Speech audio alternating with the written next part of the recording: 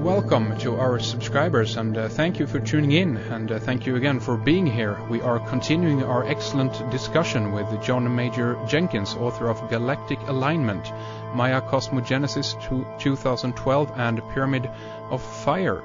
And we've had an excellent conversation speaking about many things, but one thing that we didn't get to in the first segment was talking about Izapa, the geographical location Izapa. I know that John addresses this in his work quite a lot, and I guess, John, that you kind of see this as the location or birthplace, I guess, of the Mayan calendar. And if you will, tell us a little bit about this place and why this has become so, an important geographical location in your work. Yeah, Izapa is really a key to understanding 2012. Because it is the place that invented the 2012 calendar, the long count calendar. Izapa, the site of Izapa, it's an early Maya site.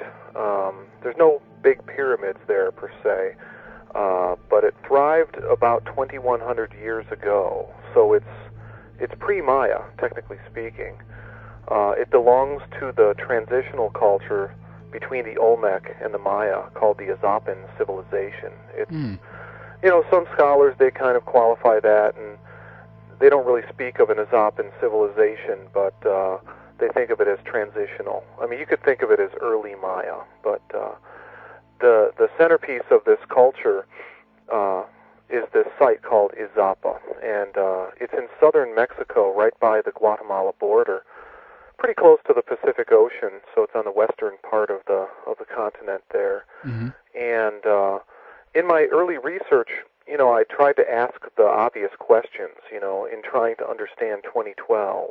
So, 2012 is the end of this cycle in the long count calendar. Where was the long count calendar invented?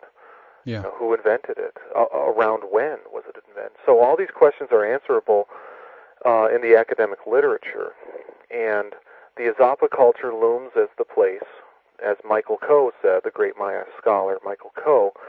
Izapa was very important in the development and adoption of the long count calendar. So with this as a key, I started studying Izapa using the Brigham Young University archaeology work that was done, 3 huge volumes of archaeological digs and so on. And the incredible thing about Izapa is that there's over 60 carved monuments at the site, and they're all found as they were left in situ some 1,800 years ago. Some of them had toppled over, but the archaeologists could reset them in their original positions. And with this, then, we have a record of how they were aligned with certain horizons. Now, the whole site is oriented to the December solstice sunrise, and it's also oriented then to the north. Coincidentally, because of the topography around the site, it's oriented to a volcano, a high volcanic peak called Takana. So all of these things are related to why Izapa is so critical. Basically, what you have at Izapa, on the carved monuments, you have very, very early depictions of the hero twin creation myth. Now, the creation mythology is the world age doctrine that describes in a kind of encoded form the astronomy that culminates in 2012. So Izapa really, really is a place that needs to be looked at. In fact, I'm sort of the only person who has been looking at Izapa from the vantage point of archaeoastronomy, where we can decode the astronomical content of the depictions. And again, when I do this, when I look at, say, the alligator figure on Monument 25 at Izapa, I look through the academic literature and I find the iconographers, and they say this alligator represents the Milky Way. So all of my work is predicated upon scholarship already done, but it's basically also then pointing out an integrated view of how the monuments relate to the alignments and so on. So, yeah, Izapa is basically the place that invented the long count calendar. It also is the place where the earliest depictions of the Maya creation mythology are found in the archaeological record. And it's so that it's reasonable to think that the creation myth was also pioneered there. And there's alignments that are going on. One would sort of have to look at an image on my website or look at the images in my book to see, like the ball court, for example, at Izapa. Yeah. It's all the monuments there are basically encoding the galactic alignment in 2012. That's very interesting. And so you mentioned this, of course, previously, that Rob Bouval and other people have been looking at the archaeoastronomy, that kind of connection when it comes to Egypt and so forth. But what you're saying here is that this is very much incorporated in how the layout has been in a city, I guess, as Izapa. Or was it a city, or was it more like a place where monuments were erected? It was a sacred center. It was a sacred ceremonial center with outlying residential areas around it. Okay.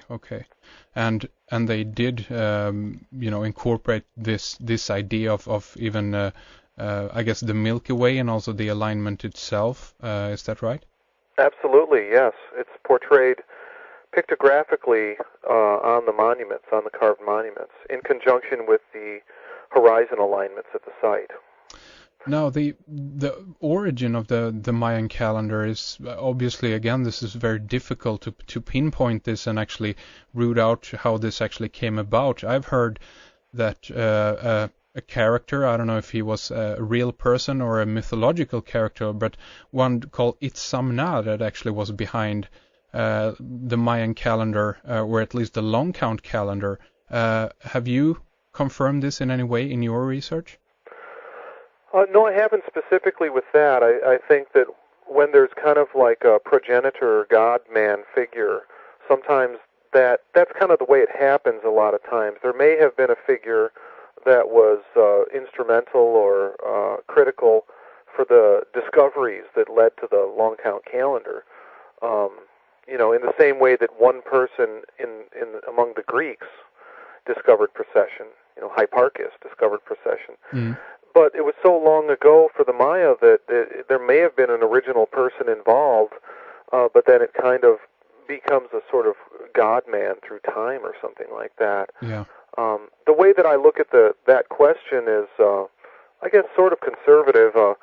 In the 1st century BC, that's when the first monuments, stone monuments that are dated with the long count calendar, start to appear in the archaeological record. Mm-hmm. And we have to remember that the archaeological record for Mesoamerica is huge and growing every year. We have thousands and thousands of monuments and ceramic vessels and so on that are, entire new cities are being discovered, every couple of years. Exactly. All the time. And there's so incredible many different civilizations down there, the Chachapoyas, the Olmecs, as you mentioned, the Toltecs, and it seems to be kind of almost like a slurry, and the even the borders, so to speak, of where these civilizations lived are kind of going back and forth, and it's very difficult to pinpoint which civilizations did what at what time and which one actually moved in to the previous monuments or buildings that were there.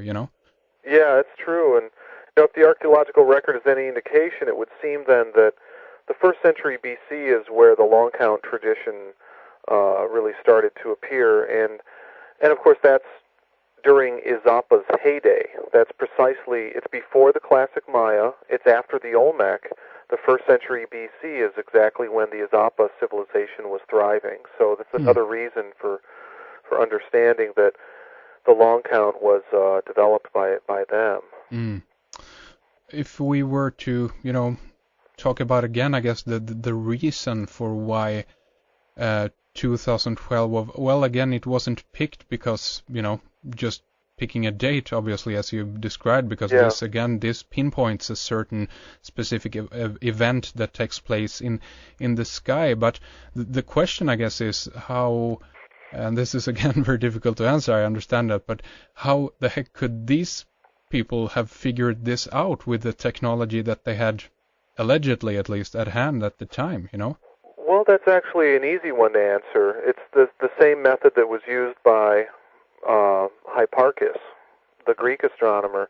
or perhaps I shouldn't say it was the same method, but if Hipparchus could notice the precessional movement, and he did so in 128 BC, that's when his article or essay was written, Mm-hmm. in which he was basically only using star positions that were 140 years old with naked eye astronomy. He didn't have a telescope, Yeah. so he had records. Now, the thing is with the Maya and the Izapan people, we know that 800 years before the Izapa site started to be really developed, you had the Olmec people at La Venta, and at La Venta, you had the main axis of the site aligned with a certain star in the Big Dipper constellation that would rise over the northern horizon. Mm-hmm. However, with precession, that star's rising position shifts.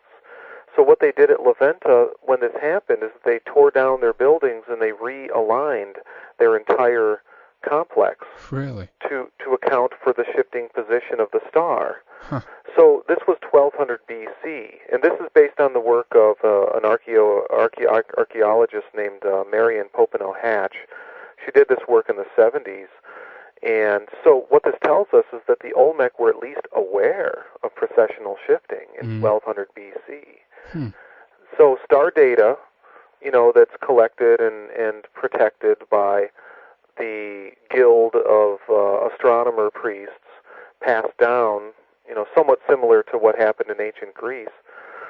I think that it's very plausible that they would have noticed precession. And then it's not a hard leap from there, or it's not a hard deduction from there. Once you know that the position of the December solstice sun is shifting in the sky, and you have a way of, knowing that it's shifting along the ecliptic, the band of the constellations, you can project forward to some future date when it's going to line up with the Milky Way. And it's all naked eye astronomy, and it's I don't know exactly how they did it, but it's certainly within the realm of what somebody was doing across the Atlantic Ocean. That's right. And again, there seems to be many correlations between, ancient Egypt and other Middle Eastern kind of civilizations, Mesopotamia and Sumeria, with even the Mayans. And there is some evidence that seems to suggest that there actually was communication back then going on between these civilizations, as they found traces of coca leaves and things like this in the tombs allegedly in Egypt, which is a mystery to say the least. Any ideas about this? Oh, well, certainly that's a fascinating question. It's not one that I've pursued in my own writing, but I'm aware of it, and it is a fascinating question to think that there was a lot of transatlantic and transpacific contact going on, and Roman vessels have been found off the mouth of the Amazon, in South America, and it's believed that Phoenicians were mining tin up in the state of Michigan by Canada, up there in the Great Lakes region, a long time ago, and so all that's really fascinating. One way that I sort of think about this too is, let's go back to the late 1800s when folklore collectors started to collect stories from around the world. They realized that a lot of these stories were very similar, from Australia to the, Americas to Europe. And one of the postulations was that, well, they must have had lots of boats back then, and they were traveling around and talking to each other. But, that's possible, but the explanation that was generally then put forward with the Freudian theory and then Carl Jung's theory of the archetypes was that, no, it's more like there's this